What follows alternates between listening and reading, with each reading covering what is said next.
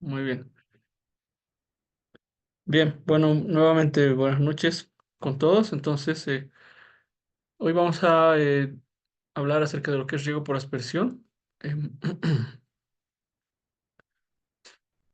que es un método que se está difundiendo ampliamente en nuestro país debido a las cuestiones que tienen que ver con la eficiencia en el uso del agua y a su vez también porque es un método de riego que puede implementarse en lugares donde no hay cultura o tradición de riego de una manera más rápida, ¿no? O sea, en otras palabras, no requiere que los agricultores o los regantes tengan mucha capacitación, un nivel elevado, sino que más bien relativamente simple la operación de este método de riego. Entonces, vamos a dar inicio. Em, bueno, la aspersión ha ido desarrollándose a medida que los materiales de los cuales estaban hechos las tuberías han ido también evolucionando. En un inicio se utilizaba tuberías de plomo que eran bastante caras y también pesadas, y en campo eso era poco práctico. Luego se optó por utilizar aluminio, que si bien es más, bueno, más liviano, pero el costo también es elevado. Entonces, de ahí aparecieron ya otros materiales, entre ellos el PVC, que ha dado mayor factibilidad a la implementación de este método de riego. Sin embargo, también existía una cierta cuestión, ¿no? Relacionada con el armado de las piezas del sistema de riego, porque como son barras de 6 metros, entonces pues tiene eh, ciertas cuestiones que se requieren, digamos, que en el campo sea más rápido, ¿no? Entonces ya se optó en la última etapa en lo que es el polietileno, ¿no? Actualmente nosotros estamos en la era del polietileno, que es un material plástico que es flexible y la gran ventaja es que viene en rollos de 100 metros, entonces eso hace que sea mucho más práctico para poderlo transportar, por un lado, y por otra parte también para el armado en el campo, ¿no? No hay que tener muchos accesorios y además que es relativamente flexible, por lo que en ciertas curvaturas o ciertos sitios donde hay que cambiar la dirección, pues se puede adaptar, ¿no? Entonces, eso es una de las grandes ventajas. Em, entonces, los aspersores, que son estos dispositivos, estos emisores, un clásico aspersor corresponden a este tipo, que son aspersores de impacto o de martillo, también se los denomina, que funcionan con la misma presión del agua y a su vez también son lubricados por el agua, o sea, es una de las grandes ventajas que no requieren eh, tener, por ejemplo, lubricantes como aceites, entre otros, ¿no? Entonces eso hace que sea mucho más, bueno, más operativos en campo, ¿no? Y a nivel ya de propiedades grandes, por ejemplo, en los Estados Unidos, también en Santa Cruz hay este tipo de sistemas que se llaman los pivot central, que son unos, unos equipos que pueden regar de golpe tranquilamente unas 50 hectáreas, dependiendo de lo largo que tenga el brazo del pivot. Se llama pivot central porque tiene un eje en el centro y un brazo que va girando alrededor de ese eje y llega hasta a formar un círculo, ¿no? Por eso es que las parcelas tienen esa forma, ¿no? Circular también, ¿no? Entonces, son sistemas que ya llegan grandes extensiones y de la manera más simple posible, ¿no? Entonces, eso es o sea, el riego por aspersión se adapta muy bien a diferentes tipos de necesidades, ¿no? Eh, También lo interesante es que la aspersión se utiliza, por ejemplo, en sitios donde hay viveros, ¿no? Que eso digamos, ahí el riego por superficie no puede abarcar, ¿no? Entonces, acá tenemos un ejemplo de estos aspersores que son de baja presión, que pueden regar con gotas que no sean muy grandes, estos plantines, ¿no? Que están acá. Y bueno, se adapta también a condiciones de cultivo a campo abierto como maíz, siempre y cuando se regule la altura del portaaspersor, ¿no? Para que esté por encima de lo que es la altura de la planta, ¿no?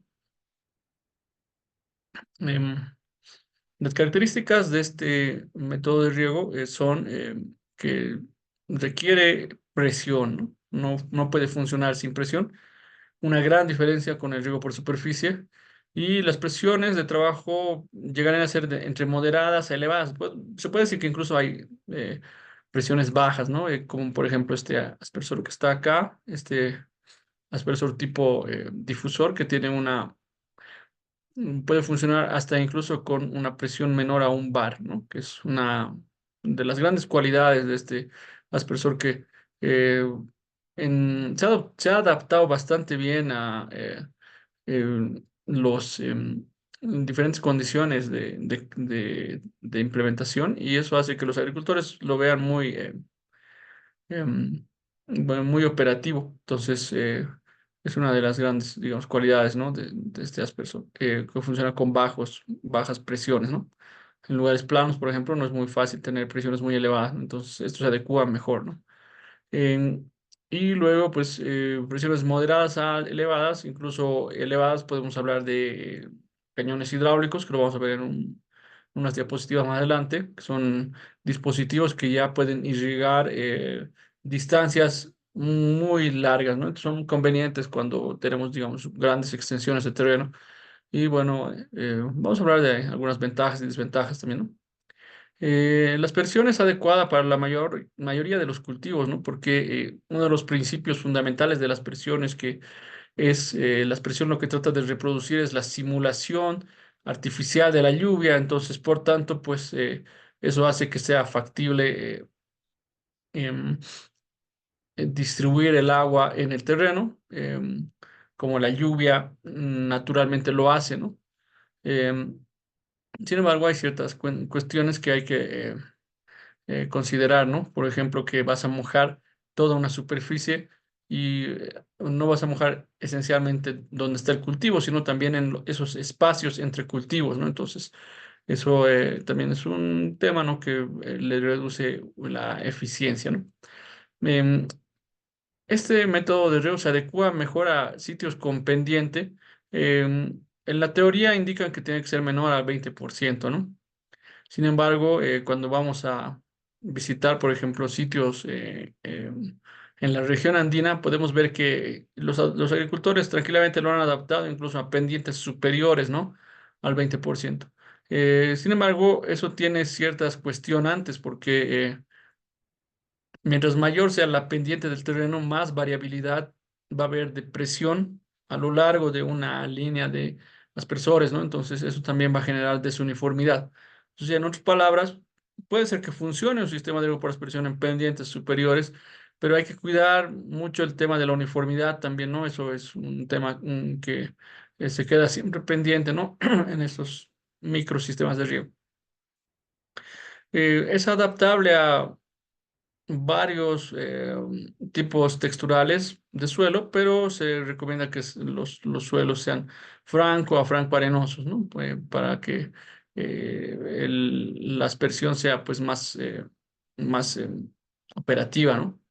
Si nos paramos pues en un suelo franco o un franco arenoso, la infiltración es más alta, entonces los tiempos de riego por lo general se reducen, ¿no? Mientras que si trabajamos en un suelo arenoso, el aspersor tranquilamente puede estar funcionando más de 10 horas continuas, ¿no? Entonces, eso también es una cuestión que se tiene que denotar, ¿no?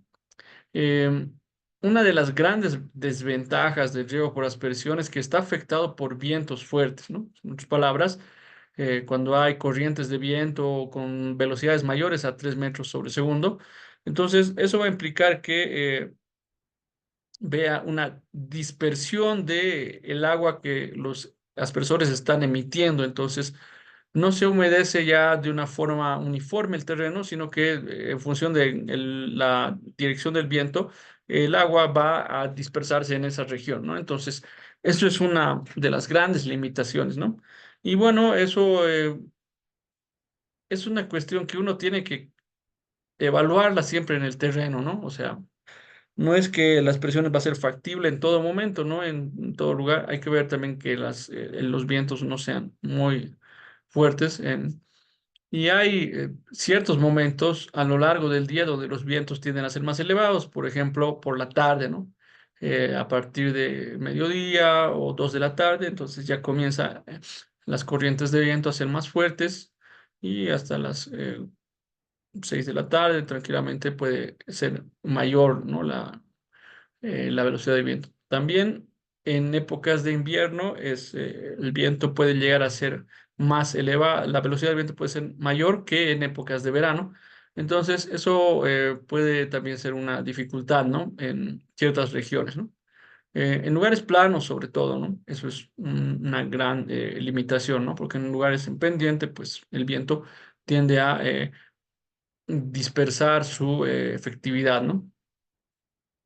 Luego, también podemos indicar que se requiere poca capacitación para obtener buenas eficiencias de aplicación, ¿no? En otras palabras, pues no es necesario ya tener una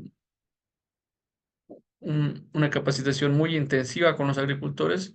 Simplemente es necesario indicarles el tiempo que tienen que dejar que el aspersor funcione, cómo instalar las tuberías y luego, pues, simplemente controlar esos aspectos, ¿no? Y obviamente el caudal que va a llegar siempre, en general, los aspersores tienden a regular, ¿no? El caudal que van a emitir en función de la presión de trabajo.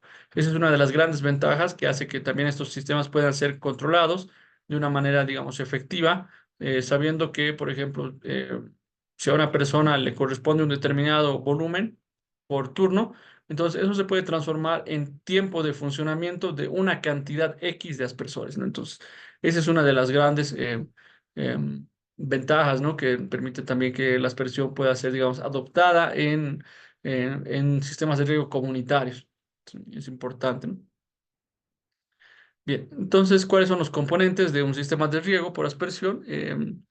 Tenemos la fuente que va a estar en un lugar, puede ser en un lugar elevado, para que de esta manera se genere presión de una manera, digamos, sin necesidad de implementar bombas. O si no, puede estar en un lugar al lado de un río y con su cárcamo de bombeo, ¿no?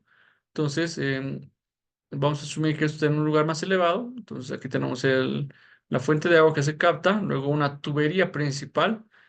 También a esta se le denomina línea de aducción, ¿no? Si es que va a continuación de un tanque, ¿no? Entonces, un momento,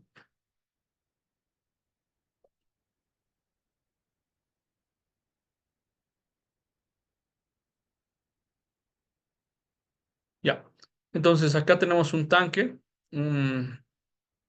Que va a regular el caudal, perdón, va a regular el volumen que va a salir por el sistema de riego. Eso es importante, sobre todo en sistemas de riego donde no se riega todo el tiempo, ¿no? Porque eh, una parte, digamos, del día se puede aprovechar para el riego por aspersión y luego, por ejemplo, en la noche, no, digamos, si no es necesario regar. Esa cantidad de agua que circula por la fuente puede seguir almacenándose en la noche, ¿no? Y luego utilizarse durante el día eh, mediante estos reservorios, ¿no? Luego esta tubería principal ya va a derivarse en tuberías secundarias o ramales. Luego posteriormente estos ramales pues van a llegar a una línea terciaria y hasta un hidrante que va a corresponder a el sitio donde el agricultor ya puede conectar su línea de aspersores y poder aplicar el riego en su parcela, ¿no? Entonces, eso es muy conveniente. De implementar, ¿no? Entonces, esos son los famosos hidrantes, que son, bueno, hay de diferentes tipos, ¿no? Acá está uno, que es una cámara que tiene su tapa metálica para abrir y cerrar cuando el agricultor comience, digamos, a regar, ¿no? Entonces, tiene llaves de paso ahí adentro. Si tiene doble salida, entonces va a tener dos llaves de paso, ¿no? Si es simplemente una salida, entonces una, ¿no? Una sola. Entonces, los sistemas de riego por aspersión se pueden dividir en la siguiente tipología.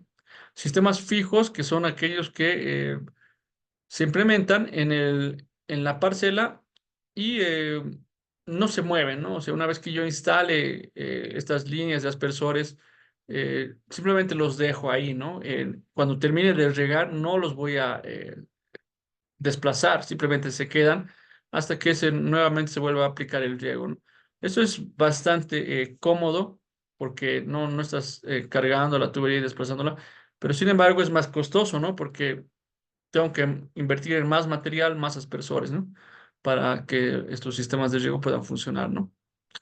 Em, Luego tenemos el sistema semifijo, que ya es un sistema donde se hace un cambio de posiciones en esta línea de aspersión para poder ir regando el área que tiene la parcela, ¿no? Entonces, riego en un determinado tiempo un área, entonces termino de regar y desplazo la línea de aspersores, es decir, la desconecto del hidrante, la muevo y la vuelvo a conectar en otro espacio donde se necesita riego, ¿no? Entonces, hago esos cambios de posición, ¿no?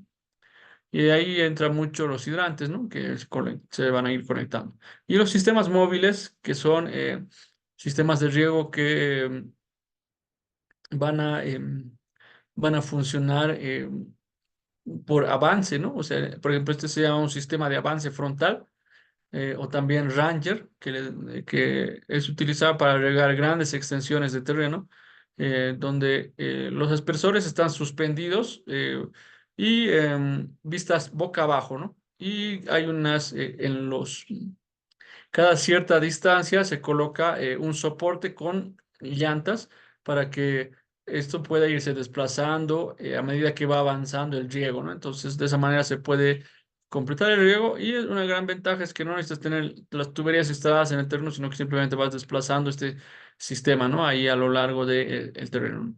También están dentro de esta tipología los cañones hidráulicos que tienen este rollo, este carrete de tubería que se va desplazando en el terreno a medida que vamos regando ciertas partes, ¿no? Entonces, son en cierta medida sistemas que son adecuados, sobre todo para lugares donde se tiene grandes extensiones de terreno, ¿no?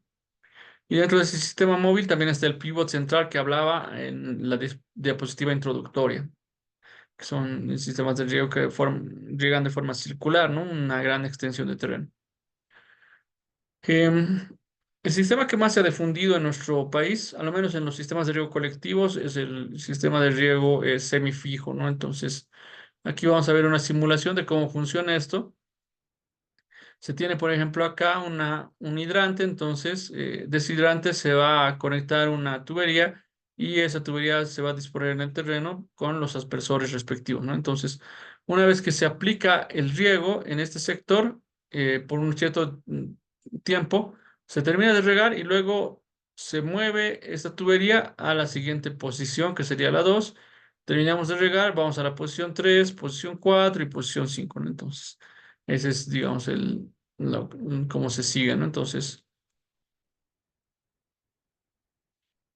tipos de emisores, qué variedades de aspersores existen en el mercado? Bueno, tenemos los convencionales, que son aspersores denominados aspersores de impacto o aspersores de martillo, que tienen esta forma, ¿no? Una especie de brazos y dos boquillas.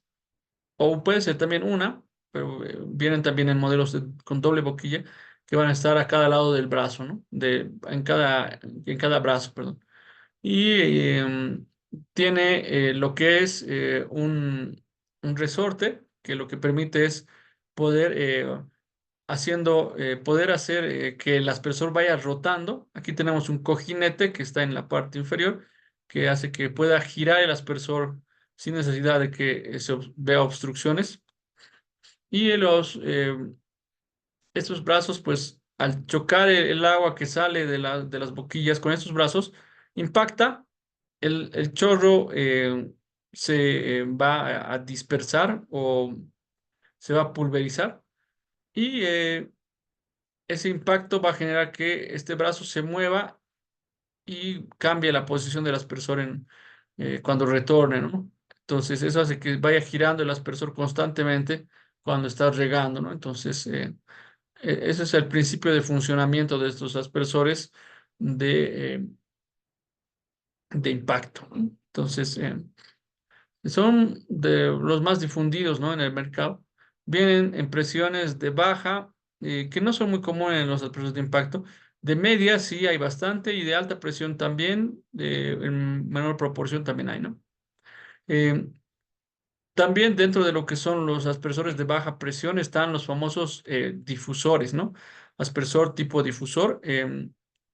Entonces, ahí, por ejemplo, a ver, eh, eh, denme un segundito, voy a traer, bueno, un modelo de aspersor tipo difusor que sea como es el original y su imitación. Un segundo.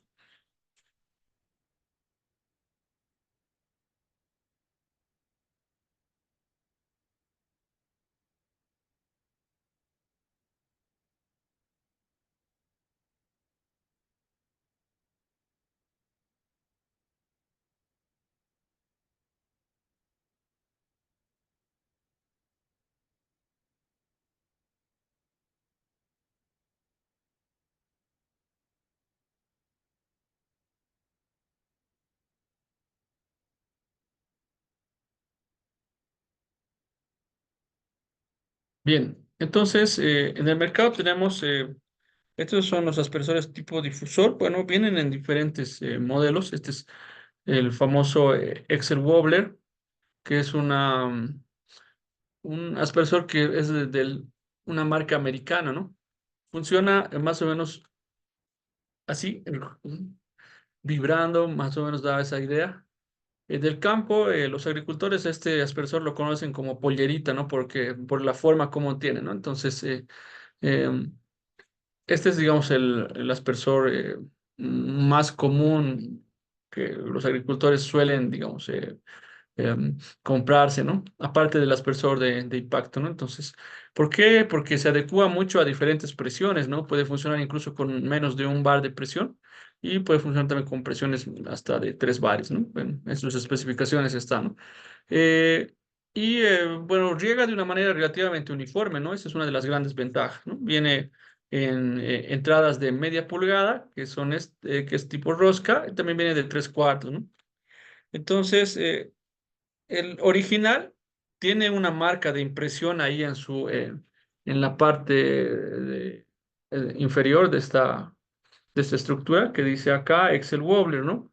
Y también viene impreso la marca Zeninger, ¿no? Que es la marca del fabricante, ¿no? Sin embargo, en el mercado ya existen imitaciones, no solo de este, ¿no? Sino también de otro tipo de aspersores. Por ejemplo, acá tenemos uno que em, lo he encontrado. Este es similar, ¿no? Uno diría, bueno, al final y va a funcionar igual, ¿no? Em, la verdad es que es más económico que el Wobbler, incluso 3 veces más barato, y tiene una forma parecida, ¿no? Pero si uno lo ve, el material es un poquito más rústico y en realidad estos son de baja calidad y ¿cómo se nota esto? Porque al momento de instalarlos en el campo, estas personas tienen que estar expuestos constantemente a el sol, ¿no? Entonces, estos pasa un año y ya el material se degrada rápidamente, ¿no? Es que los Excel Wobbler tienen garantía de 10 años, ¿no? De tiempo de vida útil. Entonces, y casi característicamente este aspersor, aquí tiene una marca, una impresión que no dice Excel Wobbler, sino más bien dice pollerita, ¿no? O sea, bueno, pues ya creo que como el nombre es muy llamativo para los agricultores, pues ya lo han vuelto comercial, ¿no? Y es similar, ¿no? Uno diría, bueno, tiene la misma entrada, todo, ¿no? Pero esas son algunas cuestiones que hay que ver, ¿no? Una cosa interesante es esa de la marca que viene, ¿no? Impresa, pero por otro lado también el material hay que fijarse bastante, ¿no? La calidad. Entonces, eso es muy importante. Luego tenemos aspersores como del tipo cañón hidráulico, que ya estos son sobre todo para altas presiones, ¿no? Estamos hablando de más de 50 metros columna de agua, ¿no? Aquí tenemos un aspersor tipo cañón hidráulico. eh, En el mercado hay, por ejemplo, hay algunos modelos que es el Jolie, que es muy comercial y bueno, por su costo también es accesible para los agricultores, muchas veces lo consideran, ¿no?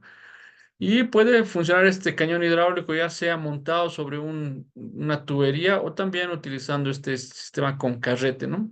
Lo más usual es montarlo, ¿no? En una tubería. Creo que tengo un video más adelante para que veamos cómo funciona un cañón, que no es, digamos, bueno, es muy interesante cuando uno ve en el campo, ¿no? Eso llama mucho la atención. Y los microaspersores, que son aspersores de baja presión, que pueden ser de tipo difusor, principalmente, como se está viendo acá en esta imagen inferior. Este es, por ejemplo, un microaspersor subarbóreo. Eh, Estos se utilizan sobre todo para irrigar plantines, perdón, plantas perennes, ¿no? Cultivos perennes, frutales o cultivos que tengan una copa elevada. Entonces, este aspersor pues moja un radio alrededor de este árbol y eso es lo que, digamos, humedece, ¿no? No va a mojar más allá, ¿no? Entonces, podría decirse que ya estamos entrando a algo de riego localizado, ¿no? Pero por la forma como se aplica el agua, esto corresponde a aspersión. Bien. Entonces, aquí están ejemplos de cómo, a ver, vamos a ver.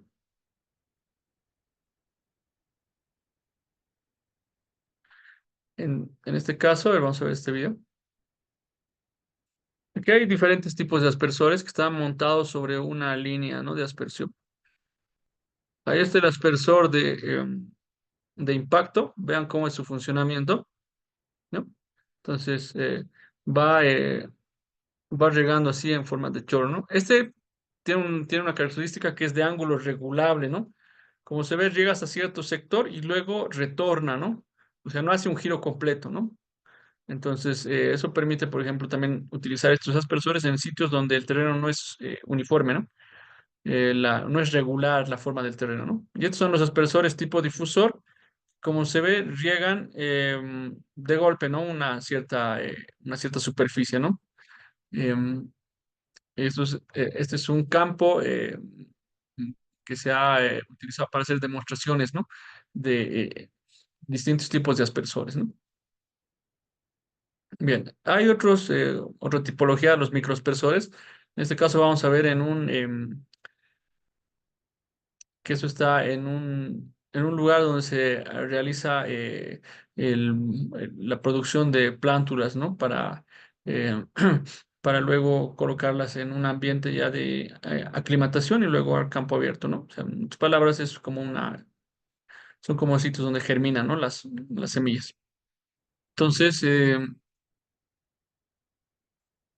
se aprecia, ¿no? Cómo es de fino las gotas, ¿no? De estos microaspersores. Entonces, eso permite que, por ejemplo, no dañen estas plantas, ¿no? Que son delicadas. Y eso permite garantizar que también puedan, más adelante, pues, mm, también da algo característico que es humedad, ¿no? En el ambiente, que en cierta medida hay cultivos que que necesitan esas condiciones, ¿no? Y bueno, acá tenemos el cañón hidráulico que está montado sobre una tubería.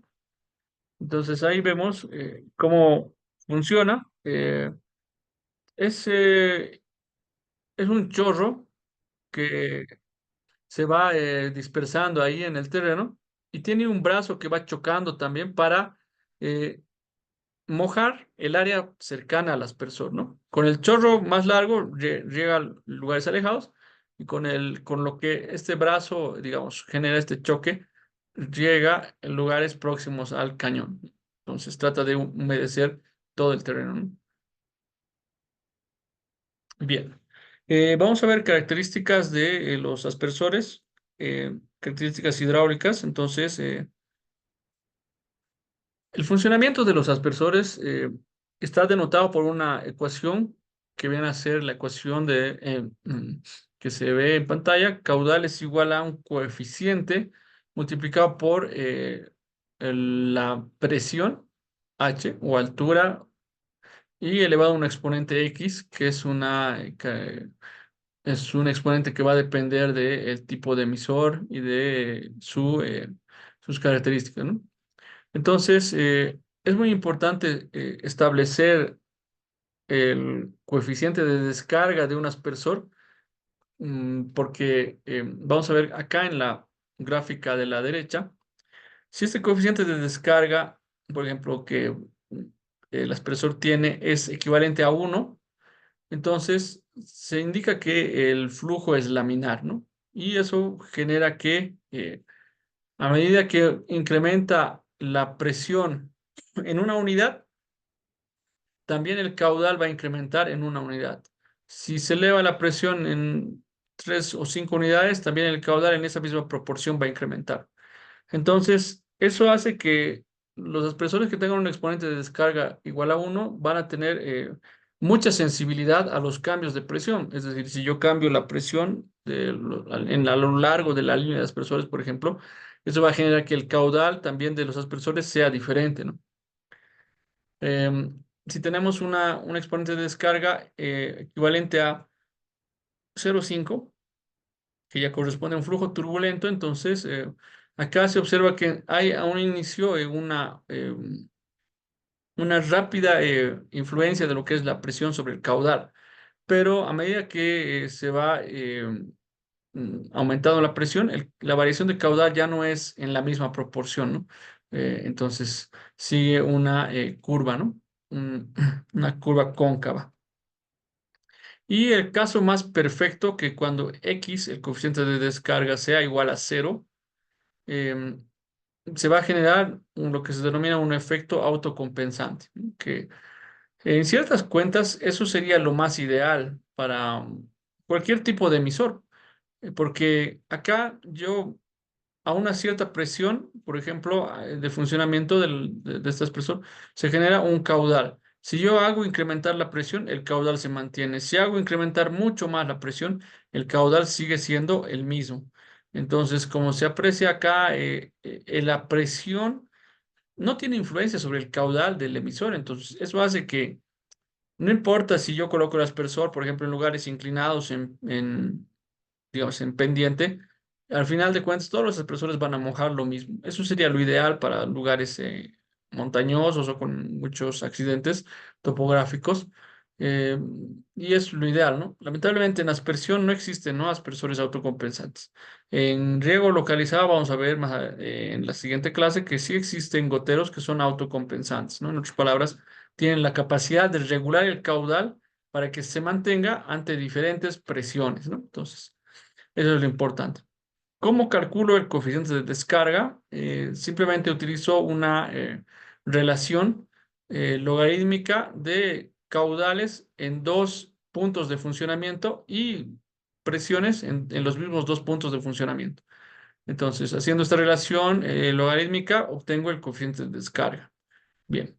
Y con respecto a la distribución del área bueno, la distribución de las gotas que el aspersor emite, entonces, si tenemos una buena distribución, tendríamos más o menos que tener esta forma de riego, ¿no? Que está acá en la parte superior, como el aspersor va rociando el agua a lo largo digamos, de un determinado diámetro de mojado, ¿no?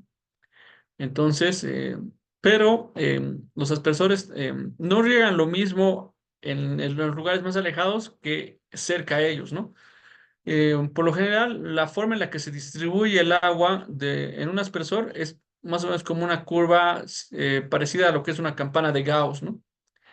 Entonces, humedece bastante cerca al aspersor, pero mientras más nos alejamos del aspersor, llega menos agua, ¿no?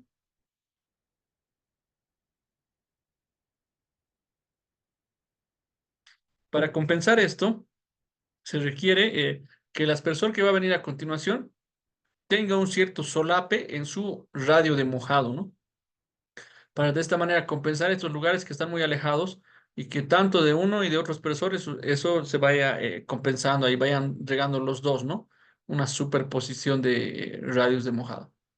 Entonces, eso sería, digamos, lo más adecuado. Ahora, para definir este espaciamiento, hay que consultar lo que son las recomendaciones de los fabricantes, ¿no? Que eso se encuentra en los catálogos, ¿no? Si logro aplicar el agua con, es- con estos solapes en los radios de mojado, entonces se debería de lograr una uniformidad relativamente similar a lo largo de todo el terreno, ¿no? Es decir, que se humedezca casi lo mismo en todas las partes del terreno, ¿no? Caso ideal. Entonces, es la cuestión. Si existiera viento, entonces, lamentablemente, el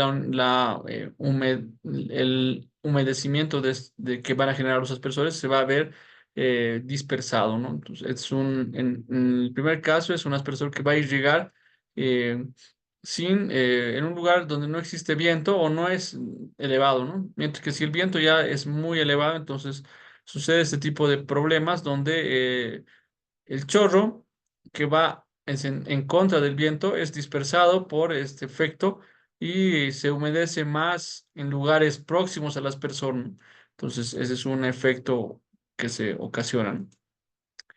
Bien, vamos a hacer unos ejercicios para poder calcular lo que es el coeficiente de descarga de un determinado aspersor. Entonces, aquí tenemos un modelo clásico que se llama el 5035, un aspersor de impacto de la marca Nanda Engine, que tiene dos boquillas bueno, de acuerdo a las características del catálogo, hemos obtenido la siguiente información. Hay tres presiones de funcionamiento, 30, 40 y 50 metros por unidad de agua, o sea, el aspersor puede funcionar a esa variación de presiones, ¿no? Desde 30 metros por unidad de agua hasta 50. Cuando se tiene una presión de 30 metros, el caudal es de 2,11 metros cúbicos por hora, eso indica, ¿no? El catálogo. Si la presión es de 40, entonces el caudal aumenta. Si la presión es de 50, el caudal aumenta también más, ¿no?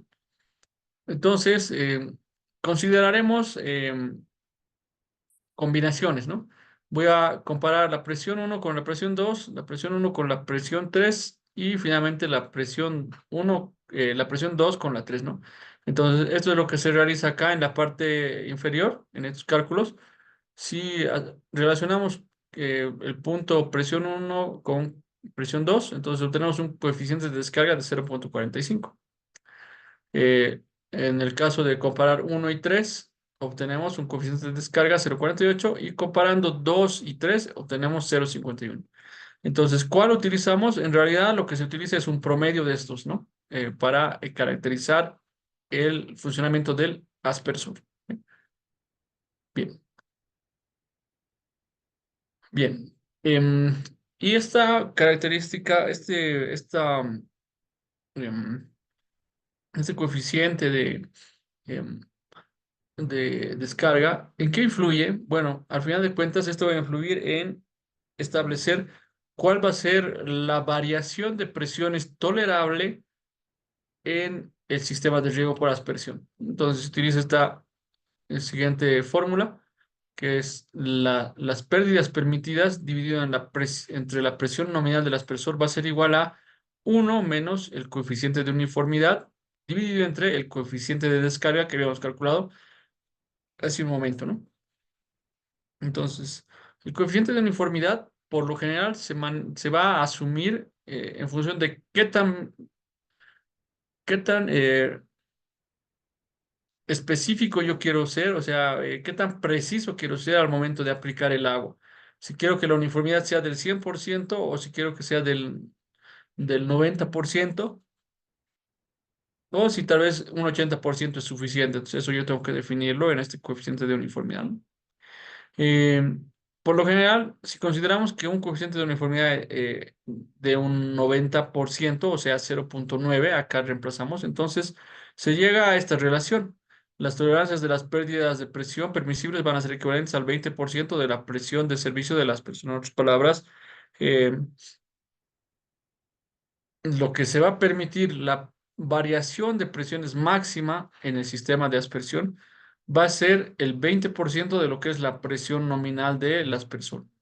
Por ejemplo, si el aspersor funciona con 30 metros columna de agua, entonces la variación de presión o las pérdidas permitidas van a ser a el 20% de 30, que eso nos da 6 metros, ¿no? O sea, en un sistema de riego por aspersión, entre el primer y el último aspersor, debería de haber aproximadamente una variación de presión de 6 metros. Si la variación es mayor a eso, entonces significa de que va a haber desuniformidad y eso va a influir en que no tengamos el rendimiento óptimo a nivel de todo el campo, ¿no? Agrícola. Entonces, eso es un gran inconveniente, ¿no? Acá tenemos otro ejemplo, en este caso, para calcular las pérdidas permitidas, ¿no? Entonces, se tiene un emisor con un exponente de descarga de 0,5 y una uniformidad asumida del 90%. Entonces, reemplacemos estos datos en la expresión y nos da que las pérdidas permitidas van a ser el 20% de la presión nominal, lo que hace un momento mencionaba, ¿no?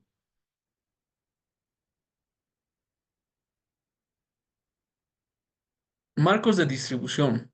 Los aspersores en el terreno se van a ubicar en función de un determinado marco, ¿no? O sea, en un determinado espaciamiento.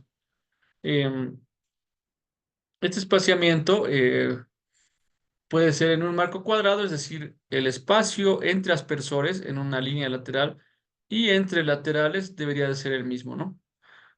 Si utilizo un marco rectangular, entonces el espaciamiento va a ser una cierta distancia entre aspersores y otra distancia entre laterales, ¿no? Entonces, y puedo utilizar también un marco triangular o tres bolillos también, ¿no? Llamado, donde voy a colocar los aspersores entre laterales con una cierta distancia, ¿no? Y el tres bolillos por lo general se recomienda en lugares donde se tenga demasiado viento, ¿no? Eso por lo menos va a hacer que se atenúe en cierta medida ese efecto, ¿no? Entonces, las recomendaciones de cómo colocar los aspersores se van a situar en paralelo y es conveniente que las últimas líneas de aspersores se coloquen en un sitio paralelo al lindero de la parcela y que sean aspersores de círculo regulable, ¿no? O sea, en otras palabras, que solamente humedezcan lo que está dentro del terreno y no se pasen al terreno del vecino, ¿no? Entonces, eso es importante para estos aspersores que están en linderos, ¿no? Para que el efecto del viento no sea tan, tan drástico, entonces se recomienda en lugares donde existe viento, a pesar de que eso, bueno, en cierta medida amortigua, pero tampoco es el efecto por sí solo no va a ayudar bastante. Entonces, pero lo que se recomienda es colocar en dirección perpendicular al viento, ¿no? Los emisores. Y luego se colocará en la dirección de las hileras de las plantas, ¿no? En otras palabras, pues hay que guiarse al momento de colocar los aspersores siguiendo el marco de plantación del cultivo, ¿no? Y bueno, se seguirá en lo posible las curvas de nivel para reducir variaciones en la presión. Eso en lugares en pendiente, ¿no? En lugares en pendiente, la línea de aspersores o los laterales ya no se van a colocar en sentido de la pendiente, porque ahí generaríamos variaciones de presiones muy grandes, ¿no? Entonces es mejor colocarlos en sentido de las curvas de nivel, ¿no? Que sería lo recomendable para evitar variaciones de presión en la línea lateral, ¿no? Bien, cuando no tenemos información acerca de los aspersores, podemos utilizar, por ejemplo, algunas algunas reglas sencillas, ¿no? Por ejemplo, si es un aspersor de martillo o de impacto, entonces el espaciamiento entre aspersores va a ser equivalente al 60% del diámetro de mojado, ¿no? O sea, yo tengo un aspersor en el terreno, ese aspersor, por ejemplo, moja alrededor de 20 metros, entonces, el espaciamiento que yo le voy a dar a entre aspersores, o sea, el siguiente aspersor, ¿a qué distancia lo coloco? Va a ser a 0,6 por 20, ¿no? Y eso me da aproximadamente 10,2 metros, ¿no? Entonces, el siguiente aspersor se colocará a 10 metros, ¿no? Y luego, en el caso de aspersor tipo difusor, se puede tener un espaciamiento mayor, ¿no? Que los expresores tipo expresores de impacto, ¿no? Entonces, en este caso, por ejemplo, se recomienda que sea el 80% del diámetro de mojado, ¿no? Si seguimos el mismo ejemplo anterior, si yo tengo un aspersor que moja 20 metros, lo multiplico por 0,8, entonces ahí me va a dar 16, ¿no? Entonces, el siguiente espesor debería estar a 16 metros y el siguiente espesor a 16 metros. Entonces, de esa manera se dispone, ¿no?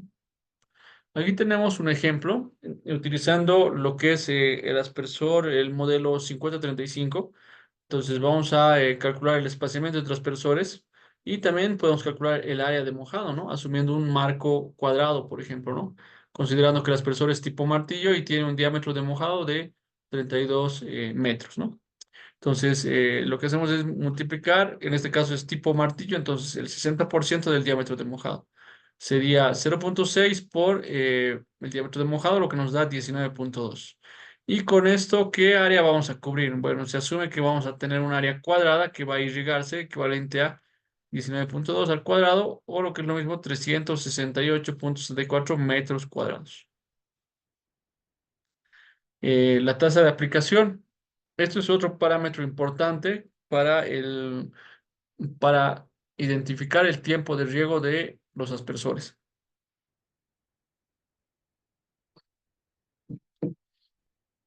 Entonces, la tasa de aplicación o intensidad de aplicación también se llama, o intensidad de precipitación en otras bibliografías, es equivalente a el caudal del aspersor dividido entre el espaciamiento entre aspersores por el espaciamiento entre laterales, ¿no?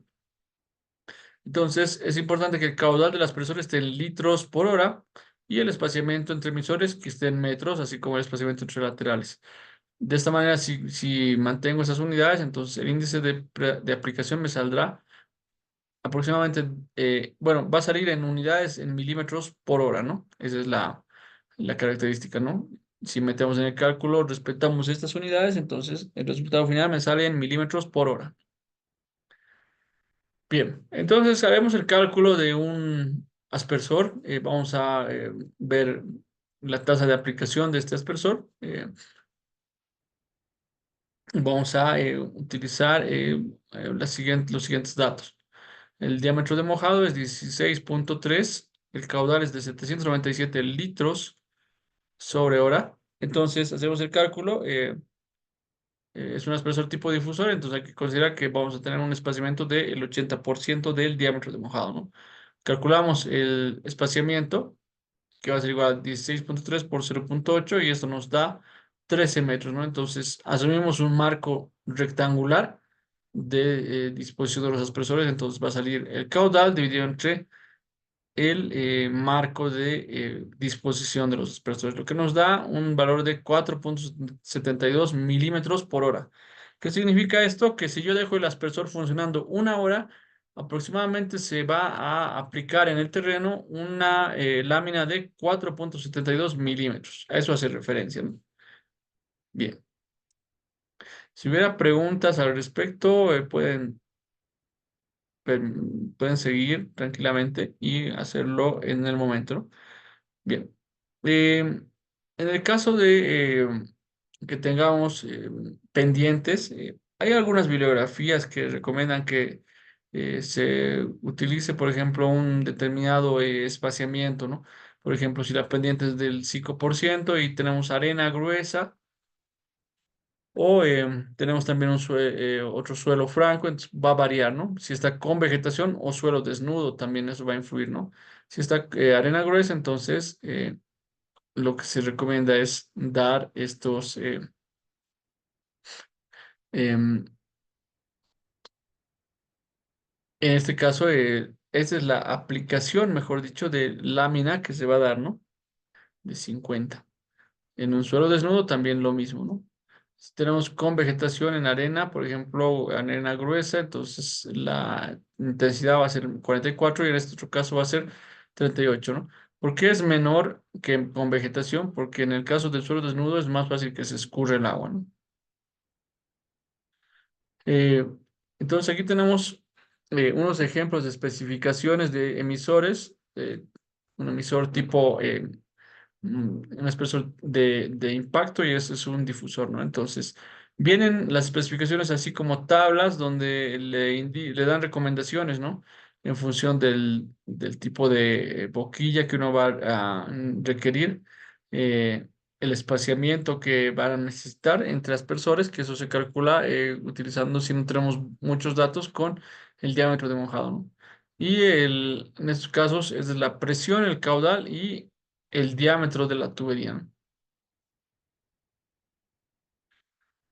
En el caso de este otro aspersor tipo Excel, bueno, es un modelo Excel Wobble, entonces se tienen acá las presiones, incluso funciona con 0,69 bar, ¿no? O sea, aproximadamente 7 metros columna de agua, ¿no? Que no es una presión muy elevada, ¿no? Pero este aspersor ya tiene esa gran ventaja que puede seguir funcionando.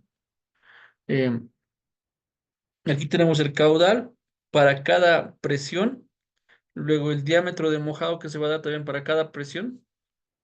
Y con ello calculamos, ¿no? Es la boquilla turquesa, ¿no? Sobre las boquillas, el color de la boquilla viene, por ejemplo, en estos aspersores tipo difusor. En este lugar, ¿no? Aquí se nota, debajo del sombrerito, ahí está la boquilla de color verde turquesa, ¿no? Si alguien coloca otra boquilla diferente, entonces va a alterar el caudal del aspersor, ¿no?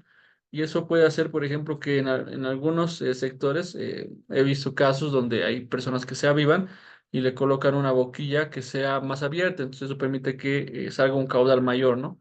Y eso, por ejemplo, hace que rieguen más, con más agua, ¿no?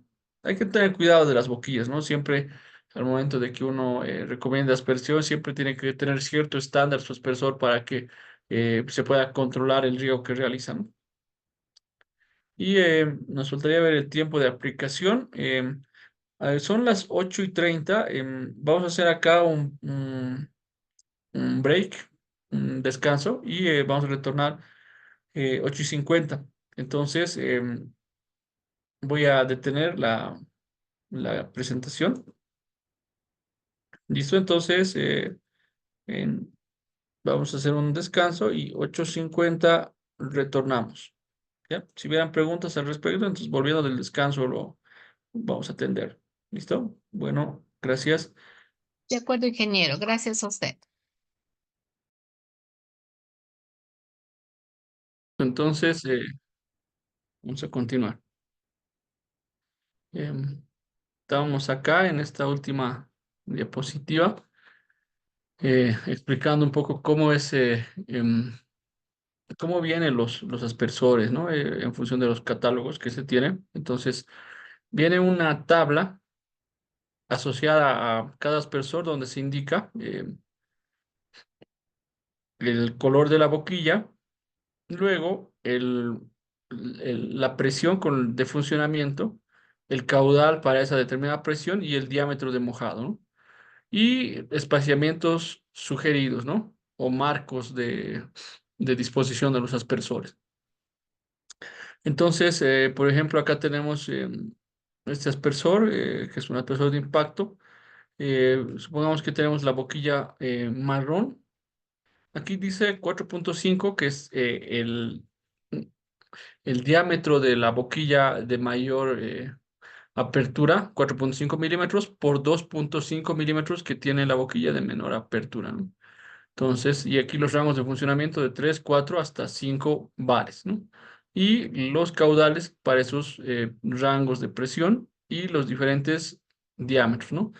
Lógicamente, cuando la presión aumenta, el caudal y el diámetro también van a aumentar, ¿no? Eso es lo que, de acuerdo a la ecuación de funcionamiento hidráulico de las personas, se había visto, ¿no? A mayor presión, mayor caudal, ¿no? Y pues se selecciona acá estos rangos y luego se calcula el coeficiente o el exponente de descarga, ¿no? Que no necesariamente viene en todos los catálogos, ¿no? El exponente de descarga. Y eso pero no es muy crucial no tenerlo en el catálogo porque acá ya lo podemos calcular con estos datos, ¿no? Que nos dan.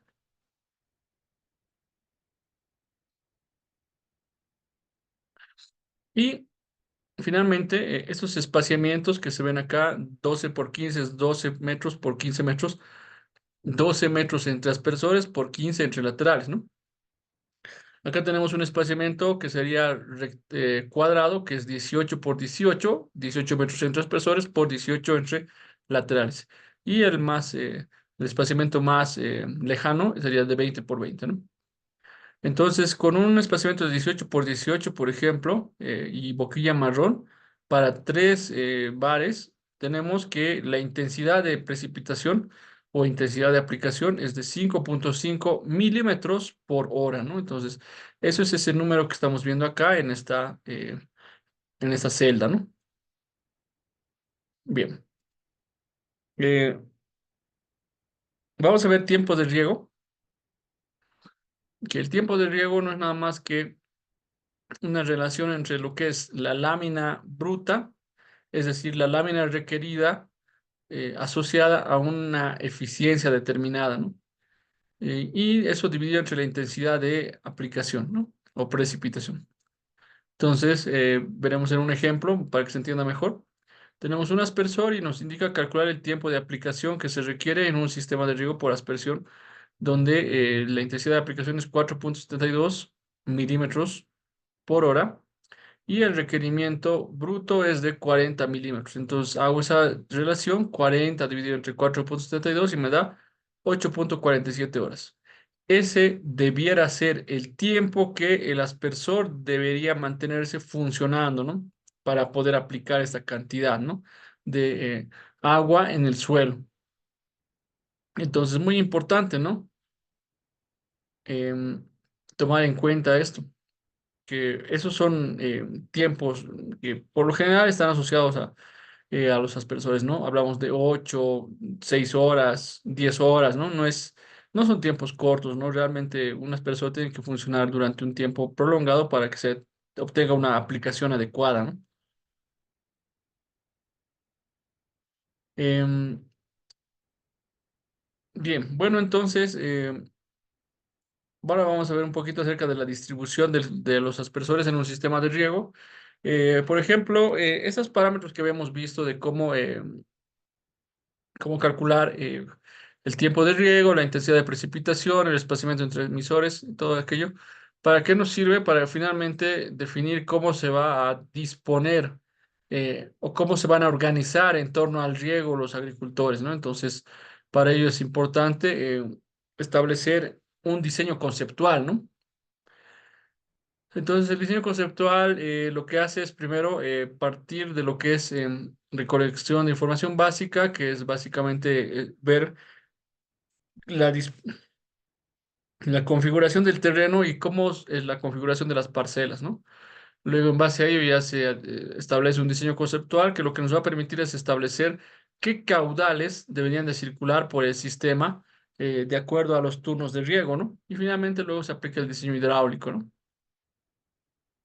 Em, Para poder hacer el diseño conceptual, bueno, hay que sistematizar información previamente de datos climáticos, área de riego, derechos y distribución del agua y otras características como calidad del agua, producción agrícola, equipamiento, entre otros, ¿no?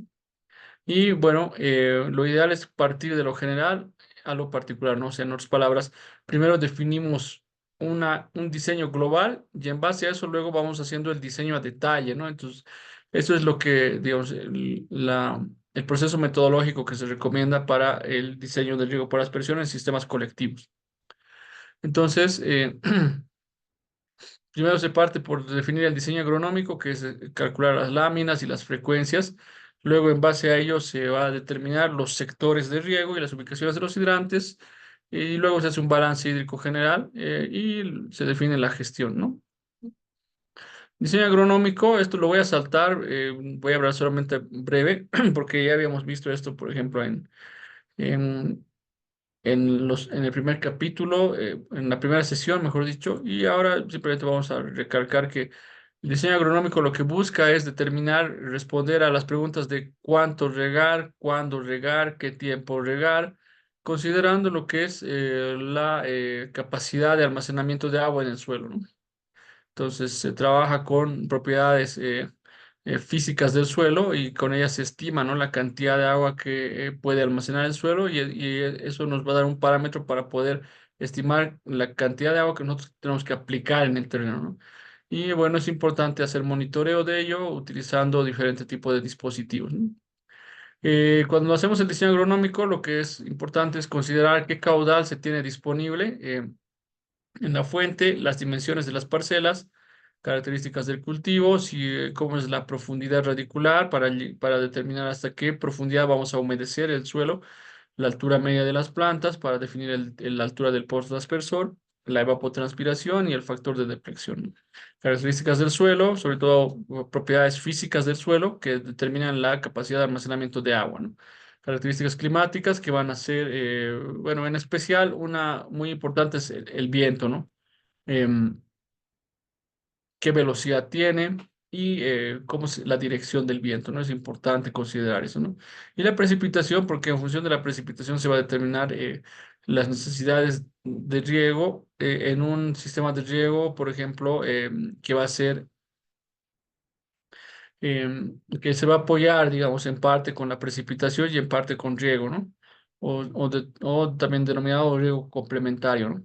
Disposición del sistema de riego, donde se va a definir cómo se va a implementar los aspersores, cuántos aspersores por lateral, qué tipo de aspersores, todo aquello, ¿no? Y la eficiencia de aplicación.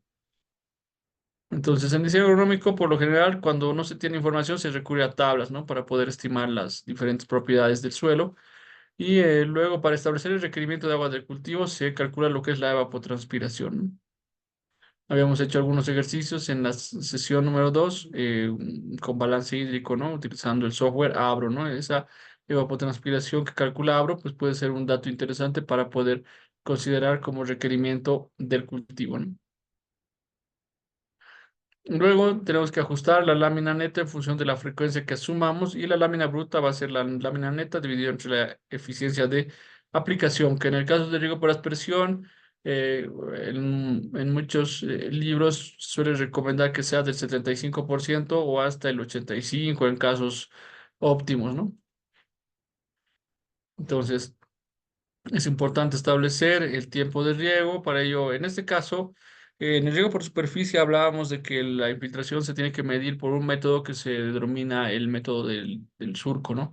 Midiendo cuánto de caudal ingresa al surco y cuánto de caudal sale, ¿no? Eso lo vimos ayer. En el caso de aspersión y goteo se utiliza lo que son los cilindros infiltrómetros que permiten medir la velocidad de infiltración de agua en el suelo unidimensional, ¿no? O sea, en sentido vertical. Entonces es importante eso porque la aspersión también tiene una distribución del agua unidimensional, ¿no? Que es una de las características del riego por aspersión.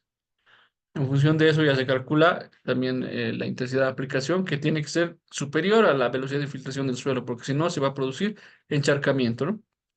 La ubicación de los hidrantes en el terreno pues tiene que estar definida. em, Considerando cómo es la distribución de las parcelas y también viendo que vea la capacidad de que se pueda compartir un hidrante para dos o tres regantes, ¿no? No solamente un hidrante por parcela, ¿no? Porque eso ya sería una inversión privada. Bueno, en caso de proyectos públicos, ¿no? No se puede financiar mm, obras, proyectos que estén en un terreno privado, ¿no? Lo ideal es que sea de carácter comunitario o compartido, ¿no? Entonces acá tenemos un esquema hidráulico sobre cómo la toma de agua luego se hace un canal de aducción hasta una cámara de carga y de ahí a luego mediante tuberías se va transportando el agua hasta las parcelas que están en el terreno, ¿no? Entonces de esa manera se va distribuyendo, ¿no? Luego los hidrantes.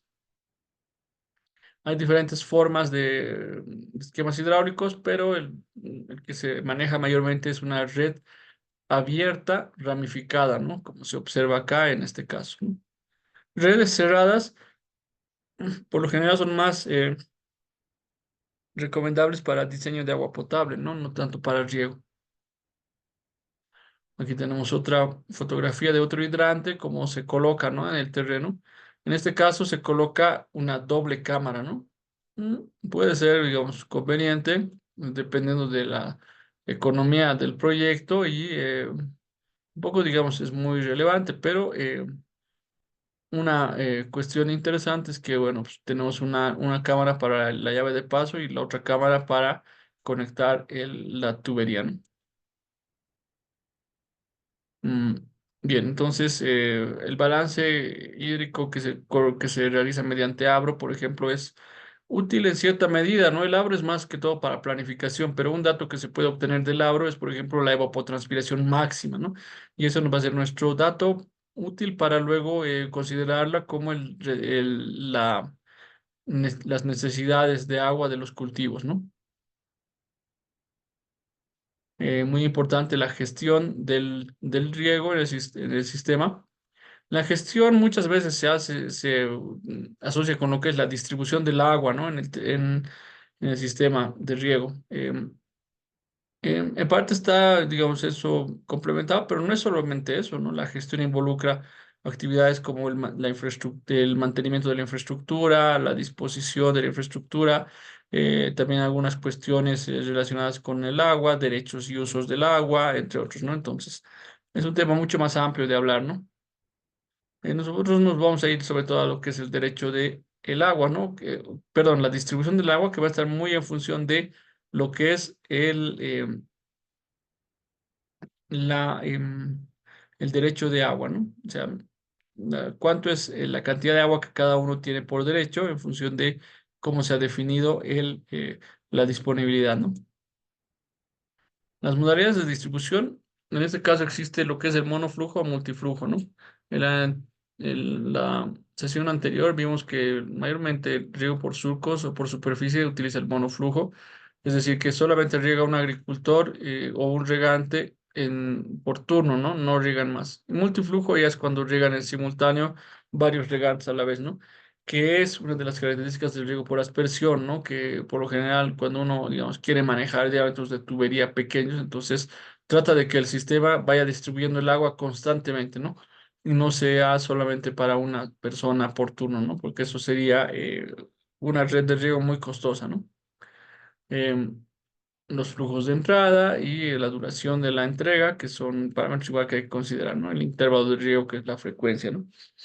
Hay problemáticas en la distribución, sobre todo temas de que el riego tiene que ser una actividad repetitiva, no podemos nosotros calcular, por ejemplo, y decirle, vas a regar tanto tiempo cuando el cultivo esté pequeño, cuando esté ya en desarrollo tanto, cuando esté en maduración, vas a aplicar otro tiempo de riego diferente, ¿no? Entonces, eso no es compatible con los sistemas de riego comunitarios, ¿no? Un sistema de riego privado sí, obviamente ahí eh, puede adoptarse tranquilamente eso, ¿no? Pero en un sistema de riego comunitario no es tan factible, ¿no? Tenemos también monoflujo, que si bien garantiza el control, pero la dificultad es que, digamos que tenemos que tener infraestructura muy grande, ¿no? Para controlar el monoflujo.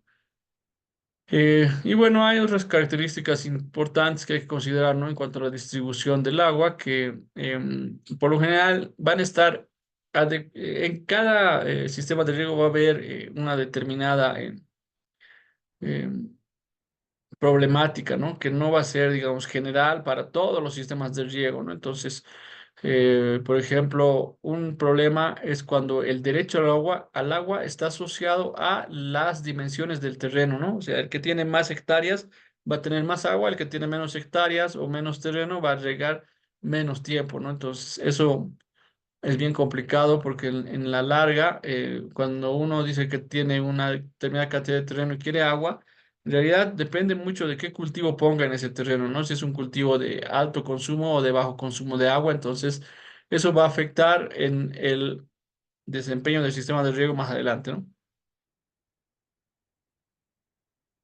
Entonces hay problemáticas relacionadas con esto de la distribución, pero lo importante es que se tenga un diseño conceptual previo, ¿no? Eso creo que va a ayudar bastante a que se reduzca el, el problemas, ¿no? En torno a la distribución del agua. Bien, vamos a entonces hablar acerca del diseño agronómico del riego por aspersión. Es importante elegir un tipo de emisor adecuado, ¿no? Hay veces uno ve un catálogo y no está seguro si es que un aspersor va a ser, digamos, adecuado o no para un determinado terreno o si se adecua para varias condiciones, ¿no? Entonces, hay tablas que han sido propuestas, por ejemplo, esta que ha sido propuesta por Hogan Dam y Ríos en el año 2008, donde nos dan aspersores genéricos y las presiones y caudales con los que funcionan, ¿no? Aproximadamente. Entonces, es un dato muy general. No estamos diciendo aquí tal marca de aspersor de tal empresa, tal modelo, ¿no? Simplemente son genéricos, ¿no? Puede ser de utilidad cuando no tenemos mucha información, ¿no? Con llevarse estas tablas, ¿no? Mm, Elección del tipo de emisor va a estar en función de qué presión de trabajo yo tengo, ¿no? Si la presión es muy elevada, entonces, perdón, si es muy baja, el riego más o menos se va a dar utilizando esta distribución, ¿no? O sea, va a regar más al inicio y al final y menos en los sectores intermedios, ¿no? Ahora, si es la presión correcta, se va a formar esa famosa campana de Gauss, ¿no? Que va a representar cómo se está distribuyendo el agua que el aspersor eh, está evacuando en el terreno, ¿no? Y si la presión es demasiado alta, por lo general, se humedece más cerca del aspersor y en los extremos no se humedece tanto, ¿no?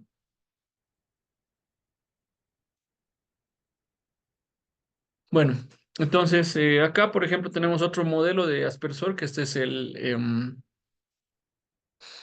Super 10 de Nandan Jain. Tiene igual su catálogo como en el anterior caso, pero en este caso es una boquilla eh, y el aspersor, bueno, se va a acomodar a presiones entre 2,5 hasta 4 bares, ¿no? Esa es una de sus características, que puede soportar gran rangos de presión más amplios, ¿no? La intensidad de precipitación ya la habíamos visto, que es el caudal dividido entre el espaciamiento, ¿no? Bien, en cuanto al diseño hidráulico, lo importante es poder calcular lo que son las pérdidas de carga que se van a dar a lo largo de un lateral. Y eso hay que asociarlo a la cantidad de aspersores que tenemos y la presión de trabajo de estos aspersores, ¿no? Entonces, acá está un esquema. Por ejemplo, acá tenemos, por acá ingresa el agua por este sector. Entonces, se asume que acá tenemos una presión inicial. Y cuando el agua pues va, digamos, moviéndose y una parte de esta agua se deriva por el aspersor, ahí se genera una pérdida de carga. También la pérdida de carga está asociada a la distancia que está recorriendo el agua hasta este punto, ¿no? Luego, cuando se desplaza el agua hacia este otro punto, hay otra pérdida de carga más adicional, hay que aumentar. Y así sucesivamente hasta que llegamos al último, que tiene una determinada, digamos, presión y caudal. La variación, como habíamos comentado, en unas diapositivas anteriores, tiene que ser entre el primero y el último aspersor de aproximadamente 20% de la presión nominal o presión de trabajo, ¿no? Entonces, eso es importante para establecer, digamos, cuál es la tolerancia que yo voy a tener de pérdidas de carga, ¿no? Y con eso se estima el diámetro que debe tener este porta aspersor, ¿no? Bien, cuando las pérdidas de carga se calculan con lo que es ecuaciones empíricas. Puede ser em, ecuaciones como la clásica de Hassen-Williams, em, que son un poco complejas, digamos, a diferencia de Darcy-Weisbach, que calcula la pérdida de carga con un factor F que es difícilmente, digamos, obtenible, ¿no? Hay que utilizar métodos numéricos, entre otros, ¿no? Bien, los factores de salidas múltiples es importante cuando ocurre que hay salidas múltiples en una tubería. La pérdida de carga ya no se calcula con una ecuación simplificada, digamos, como sucede en tuberías a presión, sino que aquí hay que multiplicar esta pérdida de carga en esa tubería por las salidas múltiples. En otras palabras, si vienen a un inicio, la línea va a tener un determinado caudal, Cuando ya pase por un aspersor, una parte del caudal se va a derivar, entonces va a haber menos caudal y al siguiente aspersor, y cada vez el caudal que transporta el tubo se va disminuyendo porque va saliendo por los aspersores, ¿no? Entonces, al final las pérdidas de carga no son tan notorias, ¿no? Como a un inicio. Eh, Acá vamos a ver un sistema de riego por aspersión. Entonces, vamos a ver, vamos a hacer operar el sistema. Estamos abriendo la llave de paso y ahí comienza el riego, ¿no? Por aspersión. Ahí tenemos estos aspersores tipo difusores. Estos se llaman Aquamaster, que son de Nandan y tienen ese funcionamiento, ¿no? Como se ve, esos aspersores están conectados a la tubería al lateral o ramal mediante un sistema portátil, un sistema de fácil acople que se llama Ear-Stand, ¿no? Que son estas mangueras que se observan acá que se pueden doblar, o sea, se puede transportar tranquilamente. Y acá hay una varilla, ¿no? Que va a servir de anclaje, ¿no? Para que esto se mantenga estático, ¿no? Entonces, cuando hacemos el diseño hidráulico de riego por aspersión, utilizamos esta ecuación que ya está adecuada para determinadas unidades, ¿no? El caudal tiene que estar en metros cúbicos por hora, el diámetro en milímetros, la longitud tiene que estar en metros y el resultado final de esta ecuación de pérdida de carga nos da en metros también, ¿no? Entonces, de esa manera podemos calcular, ¿no? La pérdida de carga nuevamente tiene que ser inferior al 20% de la presión de los aspersores, ¿no? Para que sea tolerable, ¿no? Si es más la pérdida de carga, entonces más adelante pues ese sistema va a colapsar, ¿no? Porque la mayor parte de la presión, bueno, el caudal se va a ir abajo, ¿no? Mm, Pérdidas permitidas en el secundario. em, a ver, bueno, yo tengo acá una línea, digamos, lateral que también se puede denominar terciaria. Entonces, el 55% de las pérdidas de carga deberían de distribuirse ahí y el 45% restante en el secundario, que es esa tubería de la cual van a ir conectándose las mangueras, ¿no? Los aspersores. Entonces, aquí está la ecuación nuevamente, un poquito más ampliada por si no se veía antes. Y lo importante es que esta pérdida de carga sea inferior a un valor umbral, ¿no?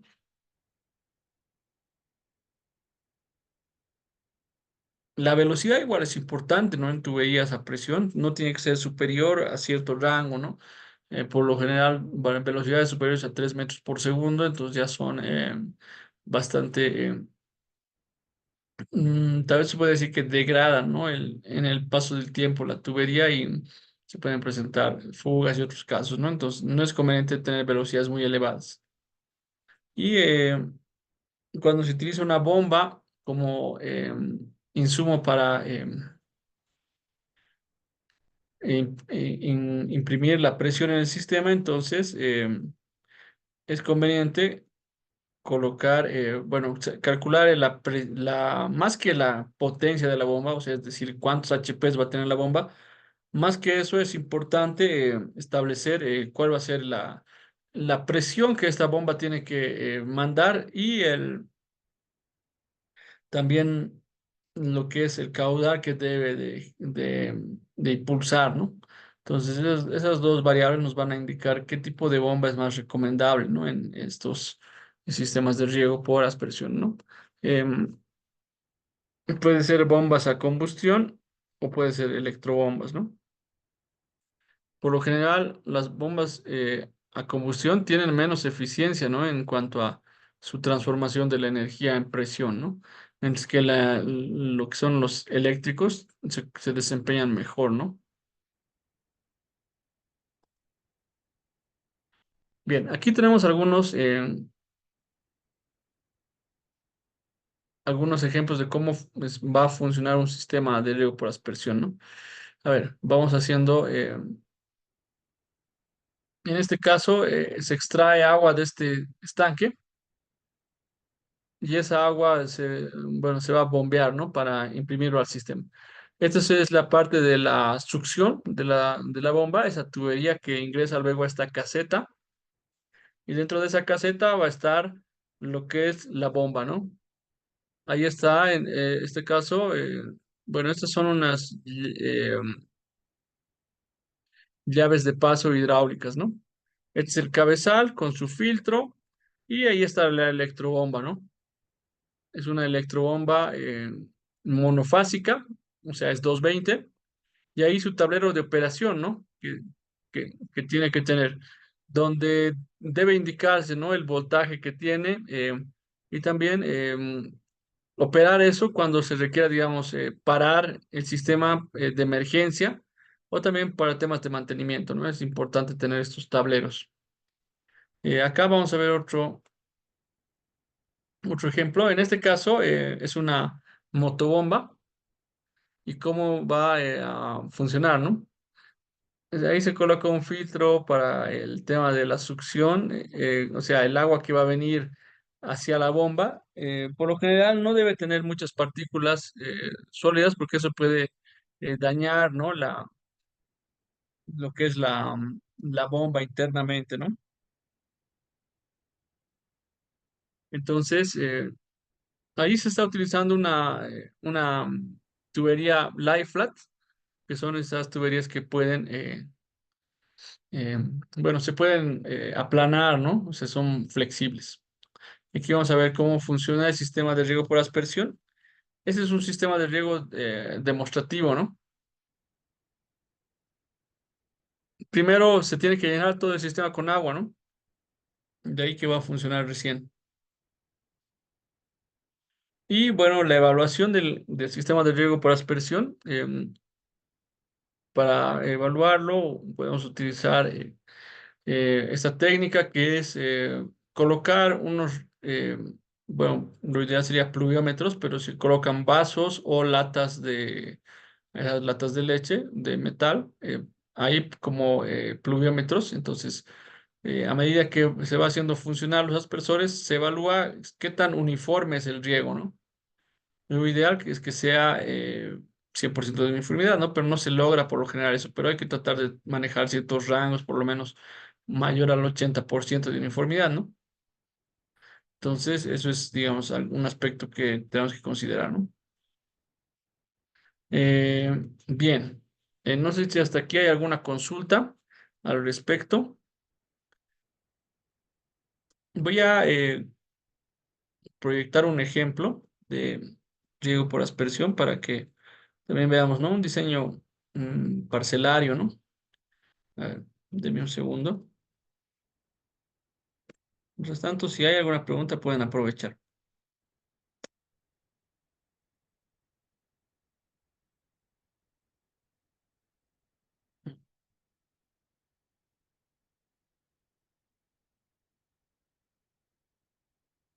Ya, ahí vamos a ver. Ya, bueno, es un sistema pequeño acá. Ese es un riego por microaspersión. Entonces, es para un campo, digamos, eh, podría decir tal vez para un vivero o para un ambiente donde se necesita, digamos, germinar las semillas, donde se requiere imprimir humedad, ¿no? Entonces, acá tenemos el terreno que tiene estas dimensiones, ¿no?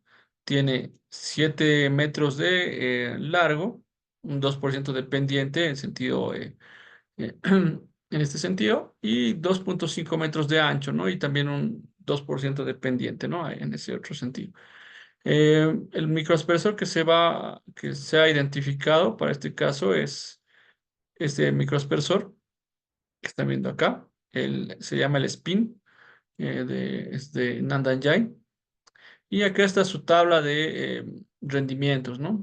Y en función de la boquilla, ¿no? En este caso es una boquilla negra y vamos a asumir que vamos a manejar un caudal de 160 litros por hora y el diámetro de mojado de 9 metros. Entonces, la intensidad acá nos denota, ¿no? Como, digamos, en función de los espaciamientos que escojamos, ¿no?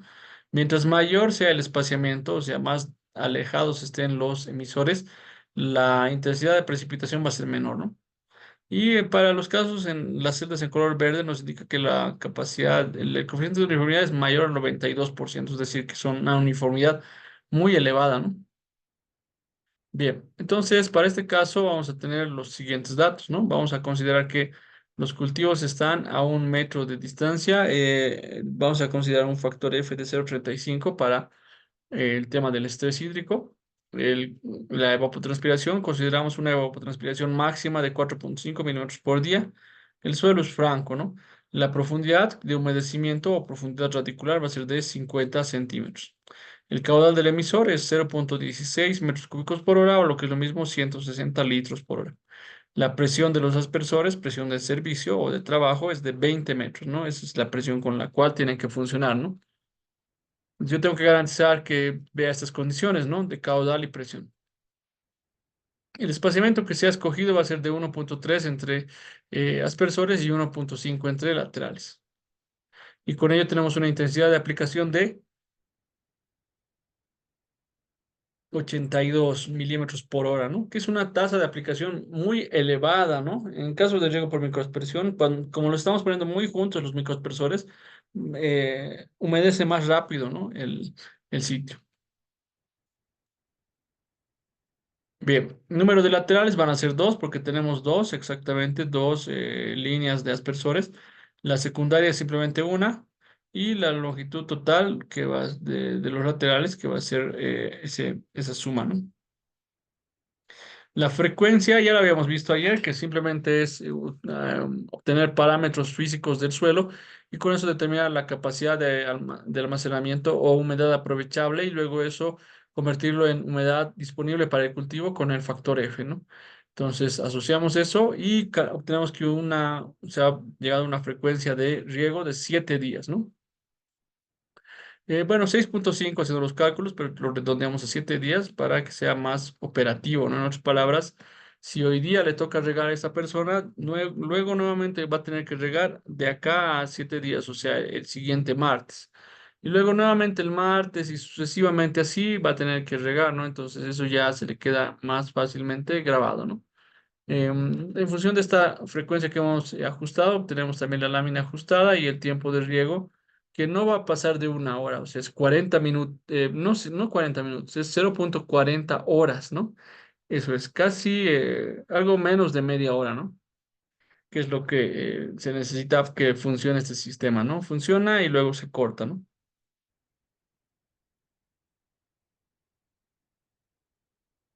Entonces son 24 minutos el tiempo de riego. Ya, a continuación lo que vamos a ver es la frecuencia. eh, que tenemos, vamos a calcular la lámina bruta, que es lo que tenemos que aplicar. Para ello vamos a asumir un subriego de 0,9 y la lámina bruta que va a ser 37,8. Como yo tengo esta cantidad de intensidad de aplicación, entonces el tiempo de riego, media hora, ¿no? Hace rato decíamos 0,4, que sería 24 minutos, pero esto es para esta lámina que sería como considerando el requerimiento total del cultivo, o sea, considerando todo su requerimiento que lo vamos a eh, aplicar. Y aquí consideramos solamente el 90%, ¿no? Por razones de eficiencia, riesgo deficitario podría ser, ¿no?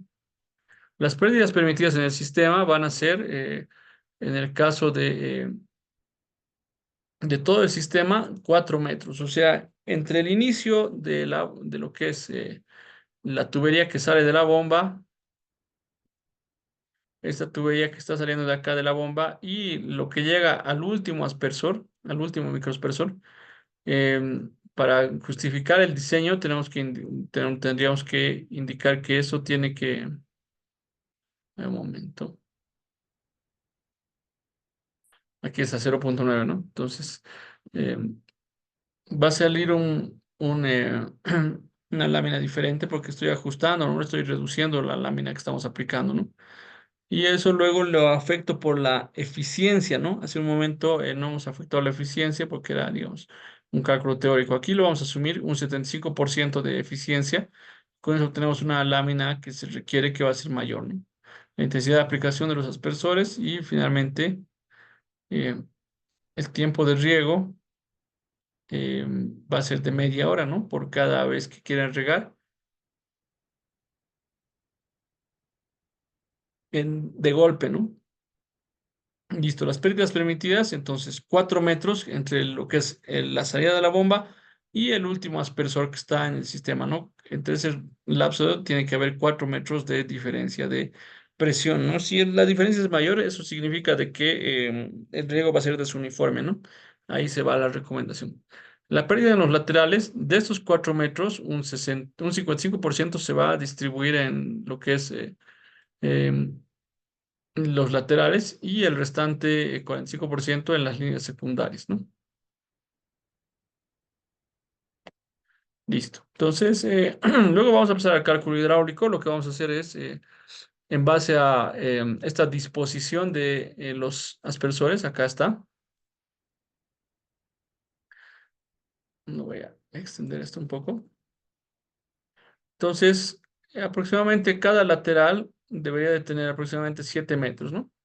Y debería de contar con 5 aspersores, ¿no? En cada lateral, microaspersores, perdón. Entonces, vamos a jugar con esa información, ¿no? Bien, entonces, el F de Christiansen, o que es este factor que afecta la ecuación de pérdida de carga para acomodar las salidas múltiples, hemos dicho que son 5 microaspersores, entonces acá tenemos la tabla, ubicamos 5 y es 0,457, ¿no? Entonces, eso está justo colocado acá, 0,457. La longitud de la tubería es de 5,7 metros, entonces, adicionalmente a esa longitud física que se debería de utilizar para calcular la pérdida de carga, vamos a considerar una longitud adicional, ¿no? O sea, en otras palabras, una longitud extra o longitud equivalente también le llaman en la bibliografía, que es una longitud que va a ser mayor a la longitud física y que va a permitir compensar las pérdidas de carga debido a accesorios o algunos elementos, digamos, singulares, ¿no?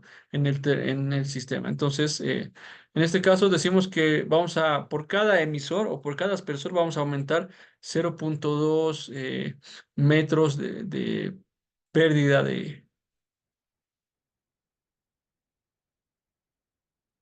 de pérdida de presión, ¿no? Entonces hay que considerar esto y con eso aumentamos lo que es la, el- esta longitud equivalente. Luego el C, el coeficiente de lo que es los materiales, vamos a considerar 140, ¿no? O sea, esto es válido para PVC y polietileno, entonces no hay mucho problema. En D voy a, em, acá se coloca el diámetro de la tubería. En este caso, como son 5 microaspersores, no debería ser una tubería muy grande. Eh, Pero podemos jugar con diámetros de 12, 16 o 20 milímetros, ¿no? Entonces, asumimos 16, calculamos el número de aspersores, que es 5, y el caudal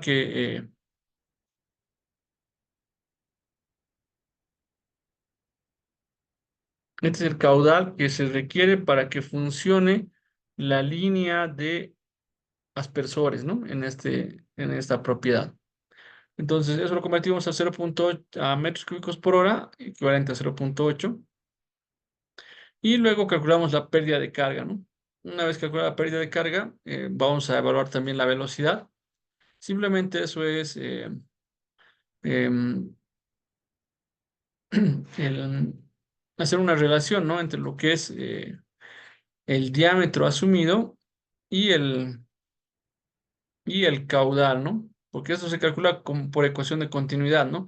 El caudal es igual a velocidad por área, entonces despejo velocidad de ahí y va a ser igual a caudal sobre em, esas cuestiones, ¿no? Entonces acá tenemos los rangos de velocidad deberían estar entre 0,7 a 2,7 metros sobre segundo. Si yo tengo una velocidad mucho más alta, entonces ahí ya surgen algunas complicaciones.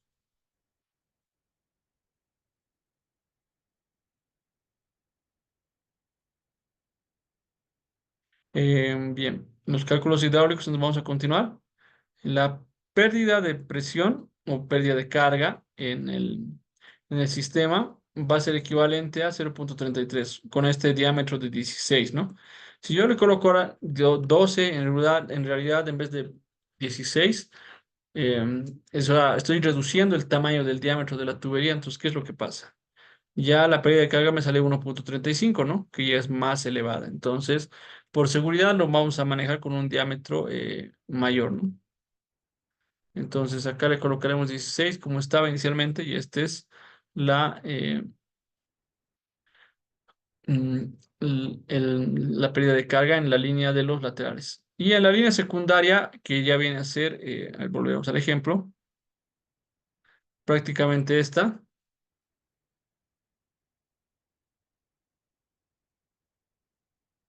Entonces, es esta la línea secundaria, que simplemente va a tener dos salidas, ¿no? Uno para este sistema y el otro para este. Listo. Entonces, volvemos a lo que estábamos revisando.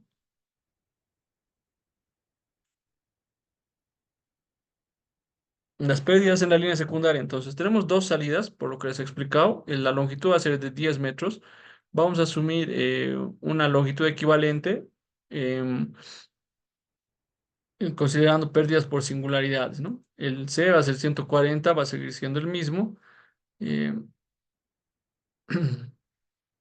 Lo que es el F de Christiansen, eso se obtiene de tablas, que para dos salidas nos sale 0,639.